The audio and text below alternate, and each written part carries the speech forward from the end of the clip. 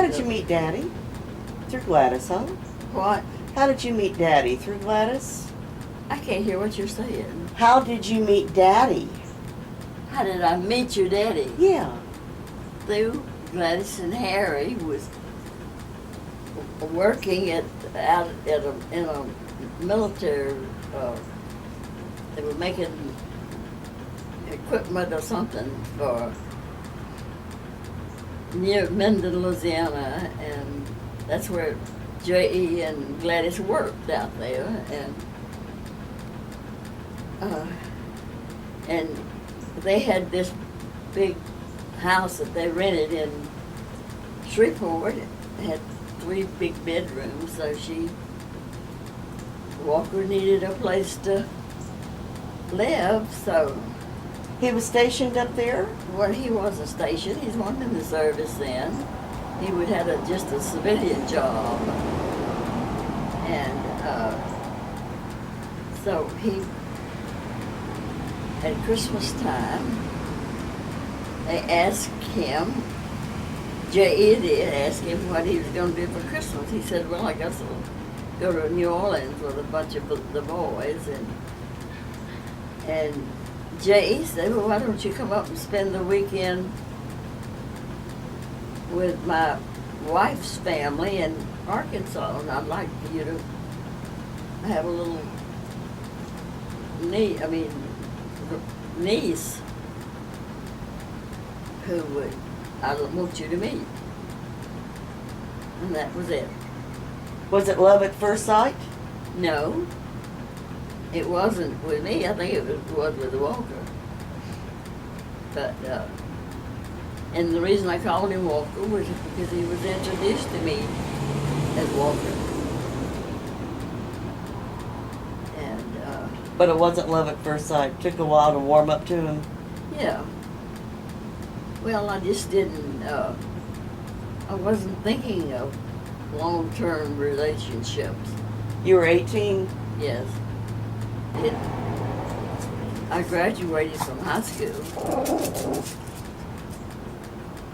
when I was 18, and I got married when I was 18, I guess. Not I guess, I know. Or maybe I was just 19.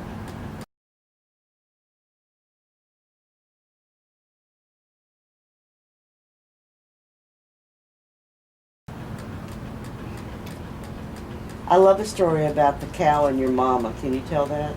That what? About the cow and your mama The cow. that got out of the neighbor's yard. Oh. Yeah, there was a Mama, we had 3 city blocks fenced and everything, and at one end of it was a barn, you know, where they came to be fed and stuff, but and I always came back, and so Mama was real familiar with the cows, of course.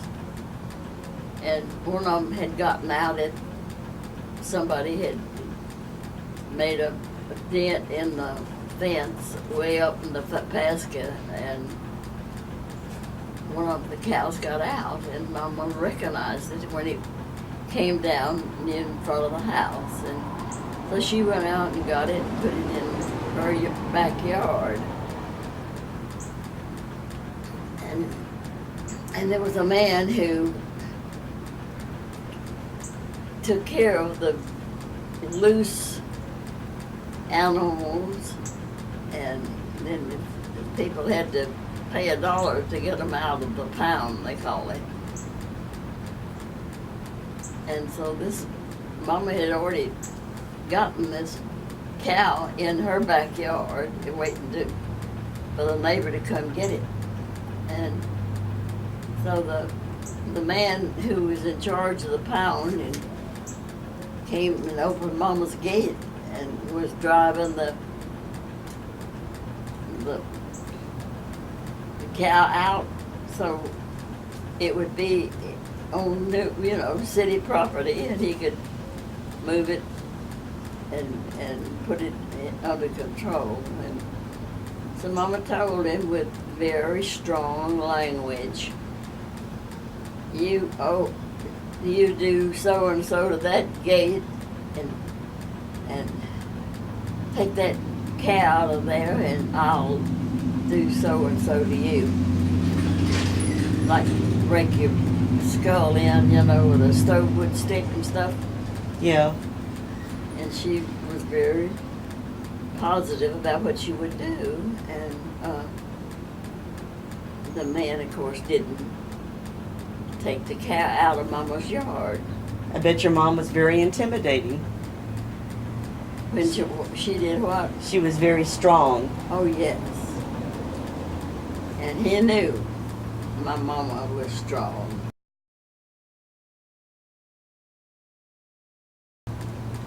She was a disciplinarian in your family. That's right.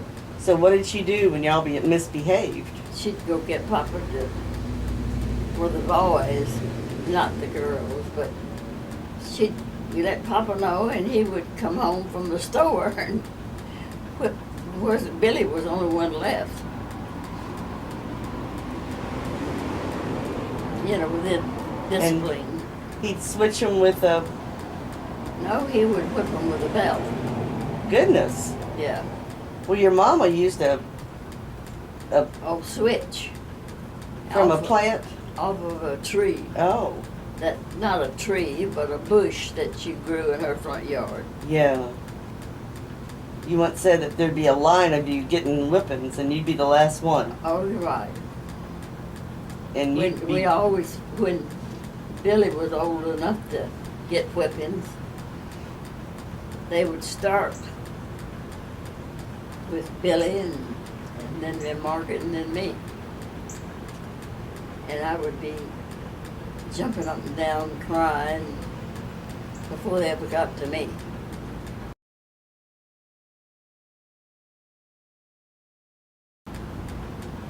Your mama saved your life one time when you stepped on a nail, didn't she? Oh yeah. Well, tell me about that. Well, that was, they drilled oils right there within half a block of my house. And of course the oil, I didn't know this, but when I grew older, I found out that the oil that it produced really was only enough to pay the taxes on the place. But anyway, they did a lot of building up there when they were building all derrick. Back then, all the derricks were hand built. And so anyway, me and Margaret and I always up there having without Mama's consent, we were always on the edge of what they were building and everything. But anyway, I was there in an area and I stepped on a nail on a big piece of lumber and jumped off it and jumped on another nail Oh on the my other gosh. foot. So anyway, Mama, back this was days before penicillin, and Mama had to. She had before they moved to Stevens, where they had a doctor.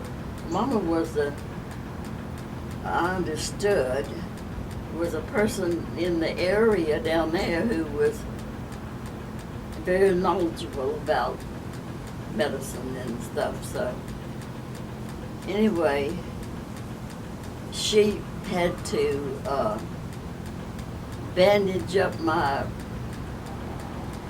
feet with some sort of poultice, which was made with milk and stuff, and light red, which of course in this day and time we know now that was basis for penicillin. Yeah.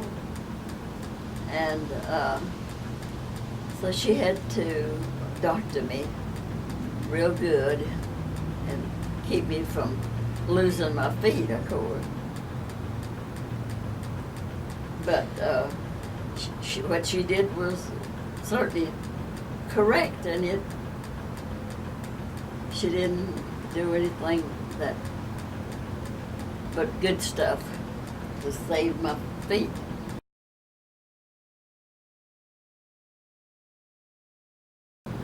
Yep. Tell me about breakfast. I'm sorry? Tell me about breakfast time in your house with your mama and papa. Well, Mama and Papa. Mama made the biscuits because we had biscuits. People didn't have light bread then. And so Mama had biscuits every day, every morning. And Papa would cook the meat and the eggs. Or maybe Mama would do the eggs, I don't remember, but Papa would cook the meat.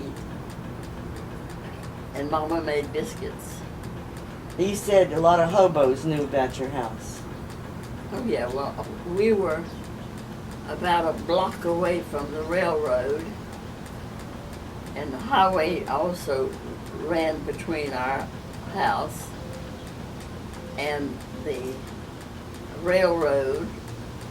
And back in those days, a lot of people, it was very poor, and a lot of people rode trains and got off in little towns and things and tried to, find somebody who would give them food. And of course, Mama was one of the people who always, we didn't have that much ourselves, because it was but Depression. whatever Mama had left over, she would give it to these people who had nothing. And, no food. They marked your house with an X? That's what they has heard. I heard that they had marked Mama as somebody who would feed you if you were hungry.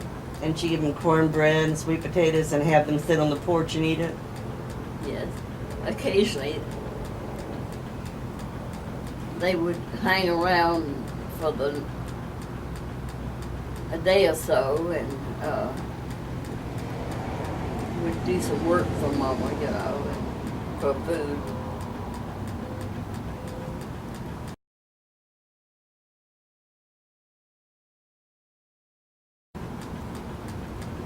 Russell saved you and Mary Margaret's lives, didn't he? With the runaway train? Yeah, well, if it had been a runaway train, it wasn't me. Margaret was a friend of mine, and we were, back in those days, a train coming through town would, sometimes if it was a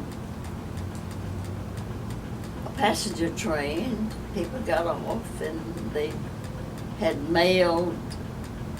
One of the cars would have mail with it and stuff, but that was and anyway, this friend of mine, Teddy, and I were down to where the train was coming in, and I guess it was a wreck that had happened down there, or was happening. And one of the cars came up and was at the entrance to the depot, and that's where this girl and I were when my brother Russell hauled us up at the back on a big scaffold that they used to have, where they loaded bales of cotton and stuff up higher and so anyway, we were not there when the train Derailed. Well, we were down there when it derailed, but it didn't come. We were moved. Russell moved us up higher, So it saved your lives. Right. Well, I mean, we were never until it had happened, you know.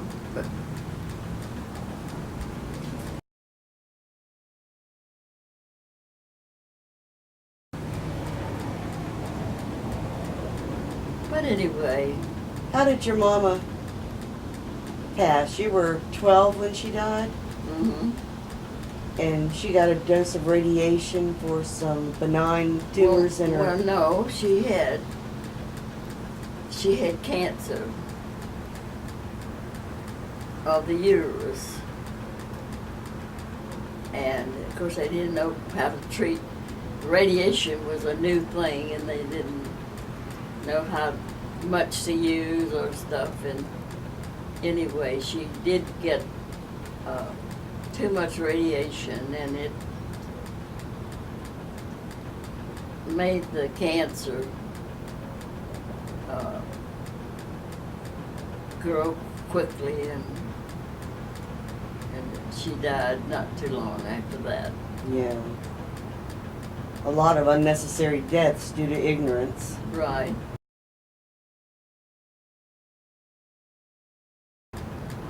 Tell me a funny story about Mary Margaret and you in the party dress that Inez sent her. Well, it was not a funny thing. I think it's funny. Well, Inez and Ed had moved away, and of course $5 was a lot of money back in those days. And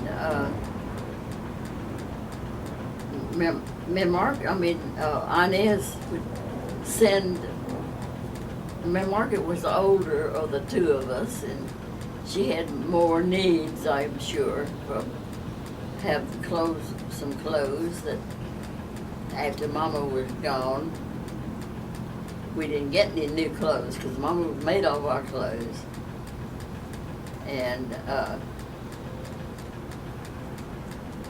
but anyway, what was this idea of? Inez sent her a dress. Yes, she did. And we could wear the same clothes. And it whoops. You got any ice in yours? No, she's fine. Finish your story. So Inez sent her a dress. Yes. And Mary Margaret was off at college. Right. And you were at home. Right. So you were at the house when the dress came. Yeah, well, we had to go to the post office and get it because we had a box. You know, a post office box. Yeah. And you always had to go down to get your mail. Yeah. Or packages or whatever you had. Anyway, this package came to, I'm sure it was addressed to me, Margaret, but I don't even remember. I'm sure it was. Anyway, I opened it, dirty dress, and I wore it. Poor me Margaret had even seen it. Where did you wear it? I think I went to her college where she was going to college. And you wore her dress at her college? I think so. Yep. She's still mad at you. I know it. She tells that story very emotionally because you really made her mad. I know it. But you had no regrets. No.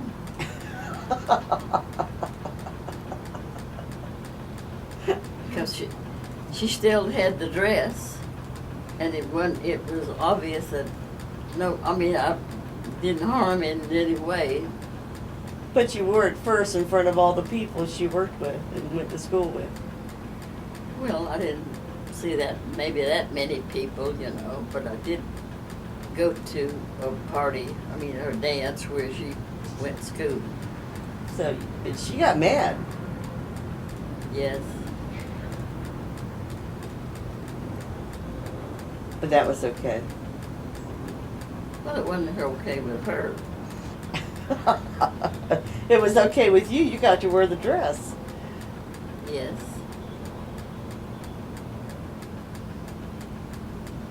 And I don't remember feeling sorry about it.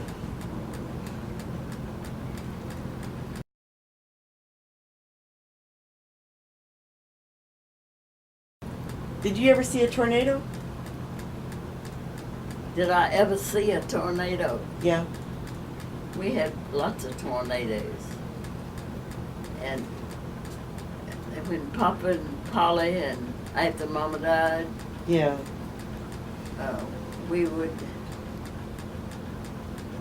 gather in the living room and of my house. And I remember getting up in Papa's lap and saying, is this a tornado? Is this gonna be a tornado? No. Papa was very, concerned that we were not afraid of the tornado, which and that probably didn't turn into one, but I've come out of school sometimes and looked over in the west where the tornadoes, would be coming from, like here, they come somewhere. But anyway, I have seen the clouds so horrible looking that, that were to go, it always developed too, but, and real bad, and we had a lot of tornadoes in the area, and we've had to hold our doors, and with the locks, we had locks too, and the force of the wind would be so that you'd have to try to hold the door. Oh my gosh.